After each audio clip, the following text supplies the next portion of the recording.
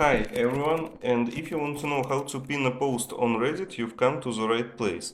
So first of all, you need to know that pinning a post on Reddit, also known as sticking a post, is a feature available to moderators and moderators of a subreddit. If you're a moderator and want to pin a post, just follow these simple steps. So first of all, you need to open communities. Here you need to find the community you're moderated, so I will go here and find a post you want to pin. Here in the bottom you can see moderators features, so click here in the bottom right corner and click on sticky post.